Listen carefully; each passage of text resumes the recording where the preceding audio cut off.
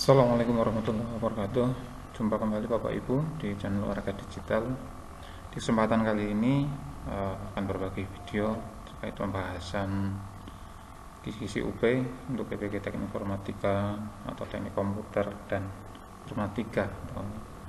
Di tahun 2023 ini ada beberapa kisi-kisi yang bisa kami sampaikan untuk jadikan bahan belajar Bapak Ibu untuk menghadapi atau mengikuti tes UP di PPK tahun 2023 ini untuk TKI atau Teknik Komputer dan Informatika. Baik, di sini untuk melihat dari segi kisi-kisi ini nanti ada beberapa materi yang saya sampaikan. Di sini kurang lebihnya ada 3 atau 4 materi yang nanti akan dibahas berdasarkan kisi-kisi. Nah, ini di kisi-kisi nanti kita akan membahas dari nomor 49, 50, 51 dan 52. Dimana ini akan berkaitan dengan lebih cenderung ke RPL Bapak Ibu, kan di sini untuk menganalisis prinsip-prinsip rekayasa perangkat lunak beserta aplikasi terkait dalam pembelajaran bidang studi teknik komputer dan informatika. Untuk materi topiknya adalah konsep manajemen proyek dalam pengembangan sistem informasi, di mana submateri atau subtopiknya di sini adalah konsep dasar manajemen proyek sistem informasi. Untuk indikatornya, untuk melaksanakan konsep dasar manajemen proyek pengembangan sistem informasi. Kemudian di kisi-kisi 50 di sini untuk materinya atau topiknya adalah pemrograman berorientasi objek dalam pengembangan aplikasi sistem informasi. Untuk submaterinya adalah user interface, sedangkan indikatornya adalah membuat desain user interface-nya. Untuk isi nomor 51 di sini adalah konsep objek oriented analysis design dalam perancangan aplikasi sistem informasi. Untuk subtopiknya adalah dokumentasi pengembangan sistem berorientasi objek. Sedangkan di indikatornya adalah membuat dokumentasi pengembangan sistem berorientasi objek. Baik Bapak Ibu, langsung ke pembahasan. Di sini untuk nomor 49 di mana kisi-kisinya adalah melaksanakan konsep dasar manajemen proyek pengembangan sistem informasi. Nah, di sini melaksanakan konsep dasar manajemen proyek pengembangan sistem informasi ada beberapa materi yang bisa kami sampaikan, yaitu proyek perangkat lunak mempunyai karakteristik tertentu yang membuat proyek software berbeda dengan proyek lainnya, di mana karakteristik tersebut adalah kurang lebih ada 17 karakteristik. Yang pertama adalah invisibility. Ini adalah dalam sebuah proyek software kemajuan tidak dapat dilihat secara langsung dan berbeda dengan proyek fisik lainnya, misalkan pembuatan jembatan dan sebagainya, itu untuk invisibility. Sedangkan yang kedua di sini adalah complexity, di mana produk software memiliki lebih banyak kompleksitas daripada proyek fisik, termasuk dari sisi biayanya. Yang ketiga ada conformity, di mana pengembang software harus menyelesaikan kebutuhan software dan kebutuhan dari klien. Hal ini perlu mendapat perhatian karena pada dasarnya individual memiliki ketidakkonsistenan. Nah, konsistensi mulai dari awal hingga akhir menjadi hal yang penting dalam keberhasilan proyek. Nah, kemudian yang keempat adalah fleksibel. Kalau fleksibilitas software yang dapat diubah dengan mudah biasanya dilihat sebagai sebuah kelebihan. Hal ini berarti tampilan sistem software diharapkan dapat diubah dengan mudah untuk mengakomodasi perubahan lingkungan bisnis, organisasi, dan komponen lainnya. Ini untuk pelaksanaan konsep dasar manajemen proyek. Untuk 4 poin ini. Selanjutnya di contoh soal ini ada contoh soal yang bisa dikerjakan dari kisi-kisi nomor 49 terkait dengan pelaksanaan konsep dasar manajemen proyek pengembangan sistem informasi.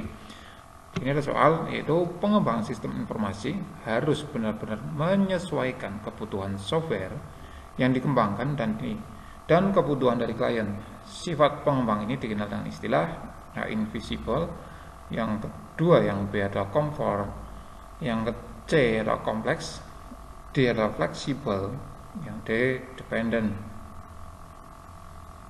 Nah, jadi jawabannya adalah complexity, di mana pengembang sistem informasi harus benar-benar menyesuaikan kebutuhan software yang dikembangkan dan kebutuhan dari klien. Sifat pengembangan ini dikenal dengan istilah adalah complexity, di mana kalau kita lihat di pembahasan sebelumnya, complexity adalah produk software memiliki lebih banyak kompleksitas daripada project fisik, termasuk dari sisi biayanya.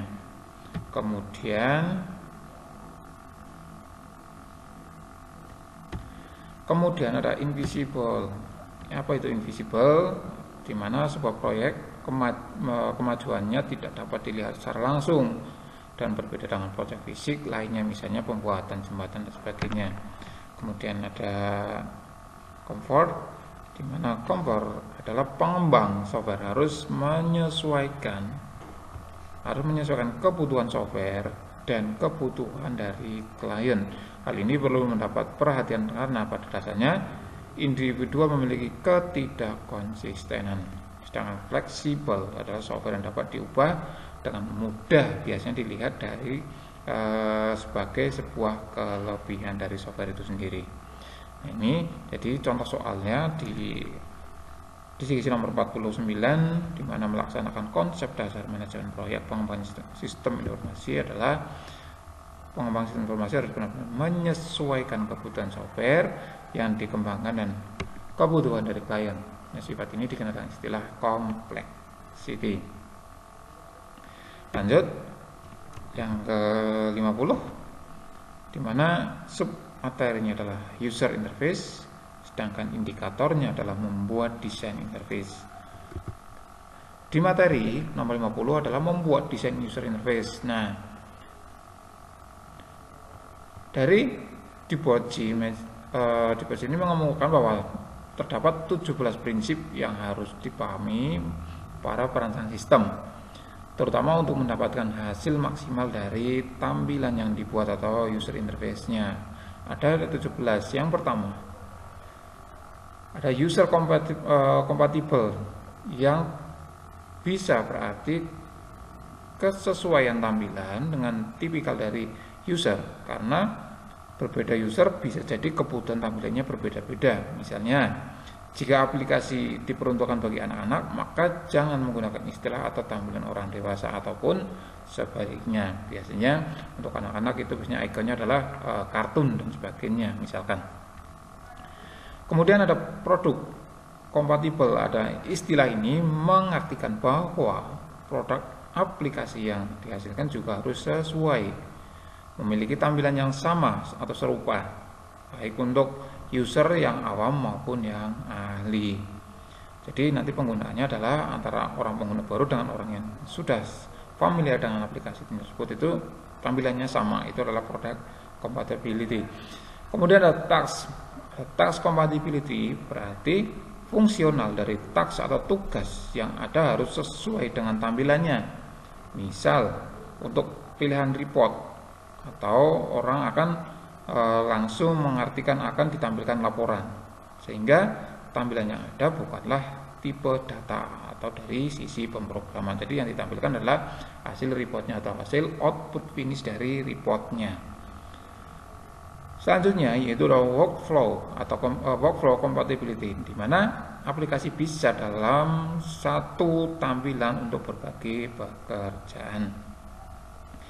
Kemudian yang selanjutnya ada konsistensi, di mana contohnya jika Anda menggunakan istilah save atau untuk menyimpan yang berarti simpan, maka gunakan terus istilah tersebut. Jadi ketika kita akan menyimpan atau konsisten, itu selalu, kalau kita nyimpan berarti kita menggunakan tombol save. Kalau kita untuk close berarti, atau keluar dari jendela, kita akan menggunakan misalkan close atau simbol tanda centang. Itu contohnya. Kemudian yang selanjutnya adalah familiari atau icon disket akan lebih familiar. Familiar itu orang itu lebih cenderung hafal, terkenal untuk mengingat-ingat simbol dari fungsi dari komponen apa yang diterapkan. Misalkan tadi save itu bisa menggunakan tombol disket. Nah, familiar tadi di mana icon disket akan lebih familiar jika digunakan untuk perintah menyimpan. Jadi nanti ketika kita melihat interface-nya untuk menyimpan, maka biasanya kita menggunakan sebuah icon disket. Kemudian ketika kita mau mencetak dokumen itu menggunakan icon gambar perintah. Itulah familiar atau familiar itu yang intinya familiar dengan apa yang sering kita lihat dengan ikonnya seperti itu. Kemudian simplicity di mana aplikasi harus menyediakan pilihan default yang sederhana untuk suatu pekerjaan. Di mana aplikasi yaitu harus menyediakan pilihan default yang sederhana untuk suatu pekerjaan. Selanjutnya ada direct manipulation, di mana manipulasi secara langsung, misalnya untuk mempertebal huruf cukup dengan CTRL-D atau bisa kita menggunakan tulisan miring itu menggunakan CTRL-I dan sebagainya. Yang selanjutnya ada kontrol, berikan kontrol penuh pada user. Tipikal user biasanya tidak mau terlalu banyak aturan. Kemudian ada WYSI atau WYSI, you get what you see is what you get. Wadah tampilan mirip seperti kehidupan nyata user. Dan pastikan fungsionalitas yang ada berjalan sesuai dengan tujuan. Selanjutnya fleksibel.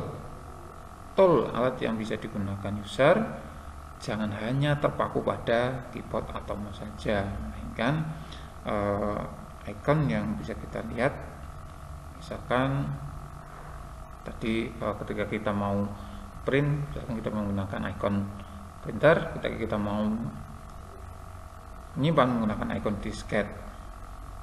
Kemudian ada responsiveness. Tampilan yang dibuat harus ada responnya. Misal yang sering dilihat ketika ada tampilan please wait, misal kita menunggu prosesnya dalam jangka waktu 68% atau sekian persen. Kemudian invisible teknologi, user tidak penting mengetahui algoritma apa yang digunakan. Contoh untuk mengurutkan pengguna tidak perlu mengetahui algoritma yang digunakan programmer. Misalkan make short, kemudian bubble short, quick short dan sebagainya. Jadi pengguna itu hanya menggunakan, tapi tidak harus melihat source code-nya atau bahasa programan yang dipakai programmer untuk mengurutkan algoritmanya. Kemudian ada robustness, yaitu handal, dapat mengakomodir kesalahan user, jangan malah error apalagi sampai crash. Ini biasanya ketika pengembang itu selalu mencari bugnya seperti itu. Kemudian protection, melindungi user dari kesalahan yang umum dilakukan, misalnya dengan memberikan fitur batch atau undo. Selanjutnya ada ease of learning, aplikasi mudah dipelajari. Ini, kalau menggunakan aplikasi dengan biasanya user itu akan lebih mudah dengan bahasa-bahasa yang mudah dimengerti seperti itu. Kemudian ease of use, aplikasi harus mudah digunakan. Sama, jadi selain mudah digunakan, tinggal bagaimana kita menggunakannya, kemudian juga bahasa yang digunakan juga mudah dipahami. Itu untuk desain user interface ada 17 menurut keyboardnya. Nah, dalam contoh di sini, di dalam contoh itu di sisi nomor 50, yaitu dalam perencanaan user interface, user tidak penting mengetahui algoritma apa yang digunakan. User misalnya algoritma untuk mengurutkan harga sebuah produk atau produk dalam sebuah e-commerce. Hal ini sesuai dengan prinsip A invisible, yang B text compatible, yang C workflow compatible, yang D familiar, yang E direct manipulation. Nah, jadi jawabannya adalah yang invisible technology. Jadi user itu tidak penting mengetahui alur algoritma yang dibuat oleh programmernya. Selanjutnya contoh yang kedua, yaitu sebuah user interface memungkinkan pengguna untuk memiringkan huruf dengan mengkontrol keyboard atau menggunakan komputer keyboard, yaitu Ctrl+I. Komponen user interface tersebut dikenal dengan prinsip Ctrl ini nanti untuk mengiringkan tulisan atau memiringkan huruf, maka kemampuan user interface tersebut dikenal dengan istilah A. User compatible, yang B. Product compatibility, yang C. workflow compatibility, yang D. flexibility, dan E. direct manipulation. Maka jawabannya adalah direct manipulation, karena di sini dengan kita menggunakan Ctrl+I itu kita akan memanipulasi bahwa huruf atau tulisannya itu menjadi miring. Selanjutnya untuk nomor 51. Di mana nomor 51 di sini adalah membuat dokumentasi pengembangan sistem berorientasi objek. Nah, di materi 51 yaitu membuat dokumentasi pengembangan sistem berorientasi objek. Nah, dokumentasi berisi penjelasan rinci tentang inti teknis dari rekayasa perangkat lunak yang meliputi struktur data, arsitektur program, interface, dan detail prosedural. Biasanya bagian 1 berisi ruang lingkup dari kerja desain, bagian 2 berisi dari desain data, struktur file, struktur dokumen adalah eksternal, dan referensi silang yang menghubungkan objek data dengan file tertentu. Nah, di bagian yang ketiga berisikan dengan desain arsitekturnya. Kalau bagian yang 4 dan 5 itu berisi dalam desain interface dan proseduralnya atau bahasa programnya. Kemudian bagian yang ke-6 itu berisi referensi silang yang bertujuan untuk menetapkan bahwa semua persyaratan dipenuhi oleh desain perangkat lunak dan menunjukkan modul mana yang kritis terhadap implementasi persyaratan fisik. Nah, untuk biasanya melihat checklistnya. Bagian ke-7 berisi setiap tahapan pertama dari pembuatan dokumentasi pengujian. Bagian ke-8 dan ke-9 berisi data tambahan meliputi deskripsi algoritma, prosedur alternatif, data dalam bentuk tabel, kutipan dari dokumen lain, dan informasi relevan lainnya. Itu untuk membuat dokumentasi pengembangan sistem berorientasi objek. Untuk di soal, contoh soalnya di sini adalah dalam analisis berorientasi objek digambarkan model objek, model dinamik, dan model prosedural. Ketiga model ini digunakan dalam A. Object Modeling Teknik, yang B. Object Oriented Software Engineering, yang ketiga Unified Modeling Language, yang D adalah Object Oriented Analysis, yang E adalah Object Oriented Design. Ini adalah dalam analisis berorientasi objek digambarkan model objek, model dinamik, dan model prosedural. Ketiga ini digunakan dalam yaitu Unified Modeling Language atau UML. 52.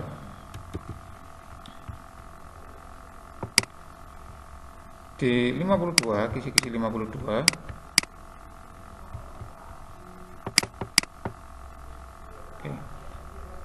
Yang 52 adalah konsep RDBMS dalam pengelolaan data.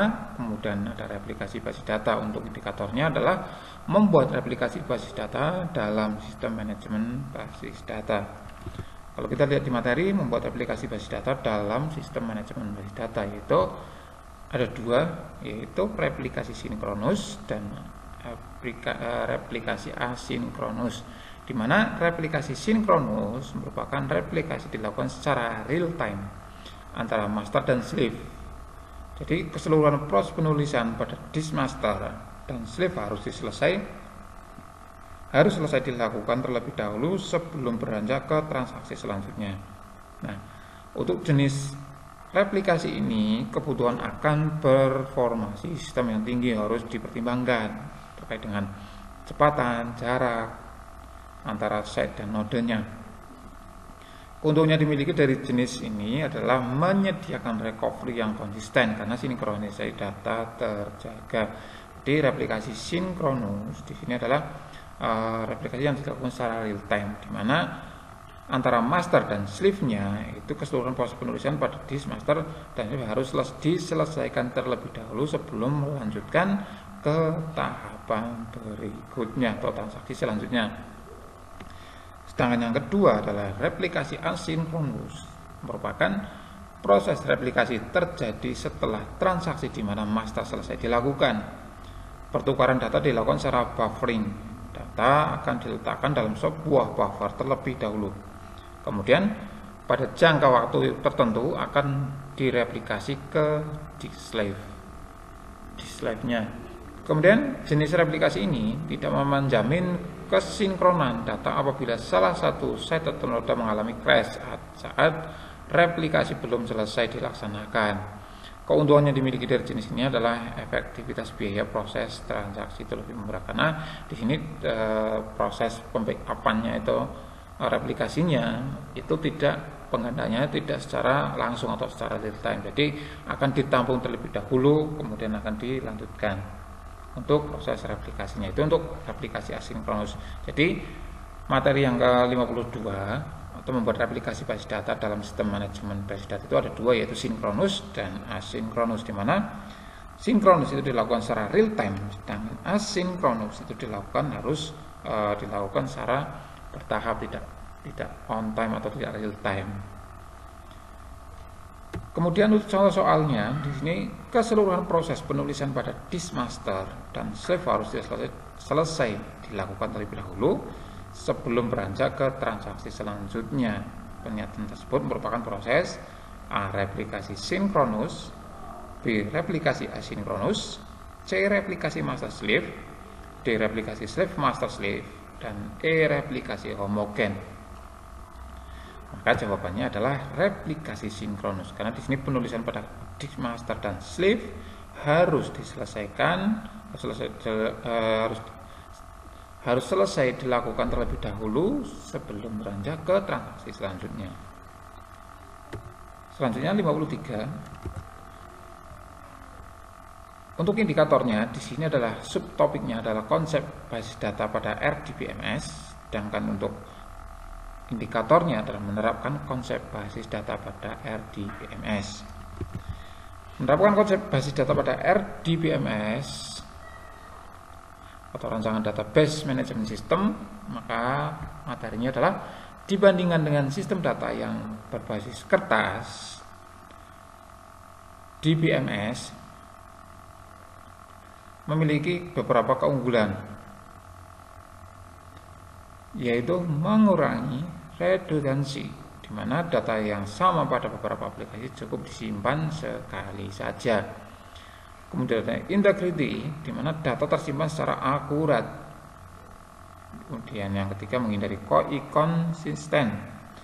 inkonsisten, karena redundansi berkurang, maka update data jadi lebih efisien.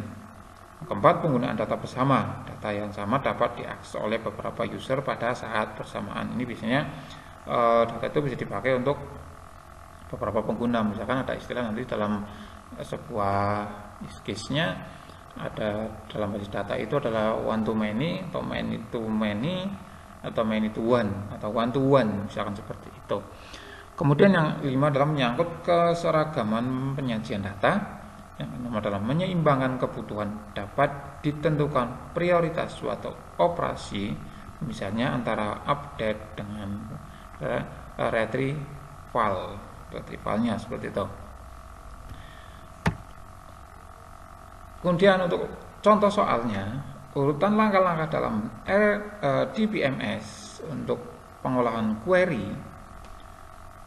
Setelah itu bagian query nomor 1 itu, setelah itu bagian query optimizer mengkonversi ekspresi aljabar relasional ini akan menjadi ekspresi lain yang ekuivalen, namun lebih efisien untuk dieksekusi. Yang kedua, DBMS melakukan parsing terhadap string dari query SQL dan menerjemahkan menjadi ekspresi aljabar relasional yang dapat menuntun ke dalam algoritma sederhana yang tidak efisien. Yang ketiga, berdasarkan ekspresi aljabar relasional yang lebih dioptimasi query optimizer mempersiapkan rencana eksekusi query atau query execution plan yang kemudian ditransformasikan menjadi kode yang dapat dieksekusi pembangkit kode di DBMS. Yang keempat, karena ekspresi aljabar mempunyai semantik matematika yang presisi, maka sistem dapat memverifikasi ekivalensi ekspresi yang optimasi yang dihasilkan dari manipulasi ekspresi asal. Semantik ini juga memungkinkan membandingkan rencana-rencana evaluasi query yang berbeda. Nah, urutan langkah-langkah dalam DBMS untuk pengelolaan query adalah A 1, 2, 3, 4, B 2, 3, 4, 1, yang C 4, 1, 3, 2, yang D 4, 3, 2, 1. Maka urutan langkah-langkah dalam DBMS untuk pengelolaan query adalah 2, 1, 3, 4, yaitu DBMS melakukan parsing terhadap string dari query SQL. Kemudian setelah itu bagian query optimizer mengkonversi ke ekspresi aljabar. Kemudian dilanjutkan ke berdasarkan ekspresi aljabar relasional yang tadi optimasi query, terus mempersiapkan rencana eksekusi query-nya. Kemudian yang terakhir adalah karena ekspresi aljabar mempunyai semantik matematika presisi, maka sistem dapat memverifikasi ekivalensi ekspresi yang dioptimasi. Demikian Bapak Ibu yang bisa saya sampaikan terkait dengan materi dari kisi-kisi UP untuk teknik informatika dan komputer untuk nomor 51 sampai 53 di sini. Semoga itu bisa membantu untuk belajar Bapak Ibu dan semoga bermanfaat. Mohon maaf bila mana dalam penyajian materi ini menyampaikan materi kurang begitu jelas ataupun misalkan salah dalam memberikan penjelasan, mohon koreksinya dan mohon masukannya silakan untuk bisa disampaikan di kolom komentar. Terima kasih. Demikian yang bisa saya sampaikan, semoga bermanfaat. Assalamualaikum warahmatullahi wabarakatuh.